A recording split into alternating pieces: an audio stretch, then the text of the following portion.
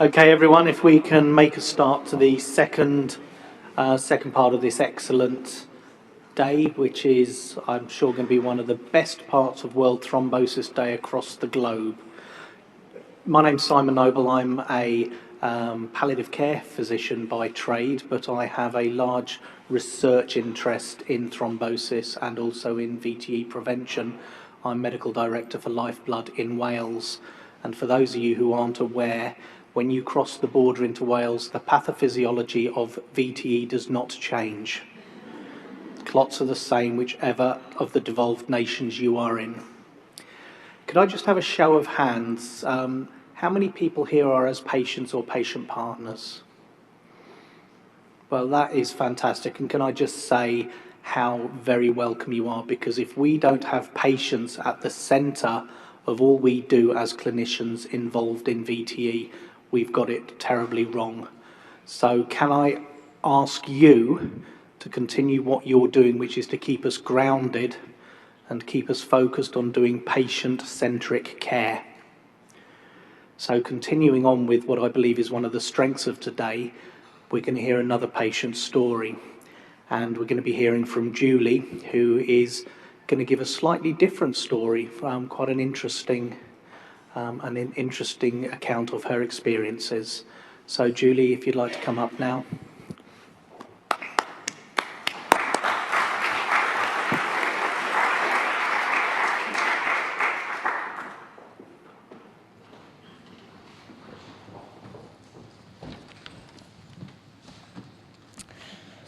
Hello, my name is Julie. I'm 57 years old and I'm married and a mother of 2 grown-up children. In 1996, at the age of 39, I was working full-time as a medical secretary. I was a keen netball player and relatively fit, but whilst playing I ruptured my Achilles tendon. I was put in a full leg plaster, given crutches and told not to weight bear. After 2 weeks, I started to have pain on the right side of my chest and became very short of breath. I just assumed that I had pulled a muscle by using the crutches, but the pain got worse and I finally collapsed. An ambulance was called and the paramedic made me breathe in and out of a paper bag as he said I was having an anxiety attack. I was taken to the accident and emergency department of my local hospital and was wheeled into a corridor awaiting a vacant cubicle. The pain by this time was excruciating and my breathing became very laboured. Fortunately, a doctor walking past noticed that I was turning blue and rushed me into ICU. Following numerous tests, etc., I was diagnosed as having a PE, put on oxygen and admitted onto a ward. I was prescribed warfarin for 6 months. It was assumed I must have had a DVT caused by my leg being inactive in plaster, and this clot had moved to my lung. But at the time, this could not be proved because of the plaster on my leg. After 6 months, my warfarin was stopped, and approximately 2 weeks later, I went through the same symptoms and was diagnosed with a second PE. I was again prescribed warfarin for 6 months. This scenario was repeated 5 times in total. I've never had any further DVTs. The clots have always been in my lungs. By this time, I was feeling very unwell. My INR would drop like a stone for no apparent reason. I was working full-time for the Pilgrim's Hospice in Canterbury, but I was extremely tired and slept most of the weekend, only to be able to cope with returning to work again on the Monday. Family life became very strained as they could not understand what was happening any more than I could. My manager, unbeknown to me, started making inquiries for a second opinion for my condition. It was then that I was referred to Professor Beverly Hunt here at St Thomas's, and she diagnosed me as having the condition called antiphospholipid syndrome. I was told I would be on warfarin for life and have to run my INR between 4 to 4.5. I have clotted in the past when my INR dropped below 3, whilst on Clexane for an operation. I have my own Coagucheck monitor, but can tell when my INR is rising or dropping before testing. Usually I can adjust my own warfarin dosage, but at times I've had to ring the clinic here at St Thomas's for advice, and occasionally have to supplement my warfarin with Clexane injections if my INR drops too low. When my INR drops, I become breathless, lose my energy, and generally feel unwell. Over the years, I've suffered further medical problems such as bronchiectasis, pulmonary hypertension, and cluster headaches, which were at first diagnosed as recurring Bell's palsy. I'm still being investigated for the cluster headaches. I've recently had 3 episodes of losing consciousness and was referred to the cardiac team, who diagnosed me as having a Mobitz heart block, and I've had a pacemaker fitted. I had a hysterectomy here at St Thomas's, and 2 days later suffered a hematoma in the wound, apparently the size of a baby, and spent a month here whilst the wound was kept open to allow it to heal from the inside out. I've even had a woman stand on my foot with a stiletto heel, which then formed another hematoma, and I had to be admitted to hospital to have it removed. I have twice in the past had to go to my local accident and emergency department suffering from bronchiectasis that could not be managed at home and was seen by the doctor on call. They obviously run blood tests, and this shows my INR as being higher than what they would expect. As I said, the INR is run between 4 and 4.5, but despite telling the doctor this and showing him my yellow book, they've insisted that my warfarin is completely stopped until it is down to their acceptable level. I agreed that I needed to reduce my warfarin, but have been told by Professor Hunt never to stop it completely. This has caused quite a problem, and I was told I had to sign my medical notes to this effect.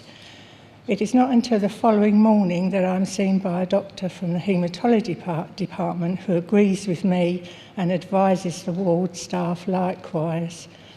An ongoing hurdle that is quite challenging when I'm in hospital and being seen by a general doctor is a battle to convince them that my condition does in fact need my INR to run higher than the average patient. Unfortunately, it does highlight a gap in their knowledge/training about the antiphospholipid syndrome, and Professor Hunt has now kindly issued me with a letter which I carry around with me all the time, explaining my condition. The biggest problem I've had to overcome, however, is that I'm now hypoxic on exercise and have to use oxygen when I walk. This condition has made me change my life, and having to use oxygen caused me the biggest heartache, as because of this I was advised to retire from full-time work, and this came as a big shock. I have over the years tried to adjust my expectations, as I've had to give up so many things such as sport, which I loved. My family have supported me all the way and have helped me to overcome so many hurdles over the years. I will admit, however, that getting to this stage has been far from easy, both mentally and physically. At first, I still tried to do too much, thinking that I could overcome anything if only I could keep fit. Unfortunately, it does not work out that way, and I've had to learn the hard way that my life will not be the same. I am a positive person and consider my diagnosis as another hurdle that has to be overcome. And now that I have come to terms with having to use oxygen, life has become a lot easier than before. I do try to give something back in any way I can. Every year I'm asked by the Kent and Canterbury Hospital in Kent to be a patient for the doctor's PACE exams, where they try to diagnose my condition. This can be quite funny at times when they give their opinion as to what treatment they think I need. Since the Lifeblood charity was formed, I've tried to raise money by having book sales, coffee mornings, etc., and have volunteered my services to continue to help the charity whichever way I can, except, I'm sorry, running in the 5K. If I go on holiday abroad, the Lane Fox unit here at St Thomas's kindly lend me a portable oxygen concentrator, which enables me to go to places which will be beyond my reach, as airlines do not allow oxygen cylinders on the plane. I have no doubt at all that if I had not been seen by Professor Hunt when I did, I would certainly be in a worse state, both mentally and physically. I genuinely feel that Professor Hunt and her team have saved my life, and I cannot thank her enough for giving me my life back, albeit in a different form. Thank you.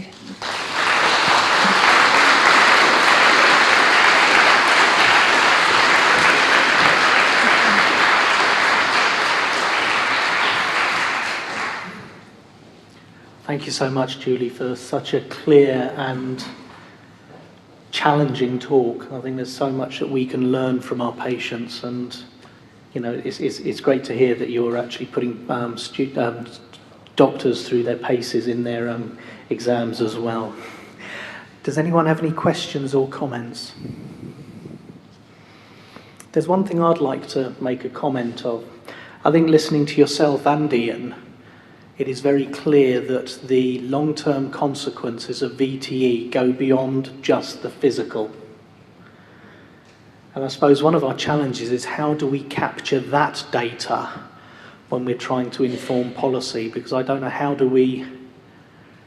you put a price on the psychological consequences of what you've been through, or how it's impacted on what you have viewed as normality?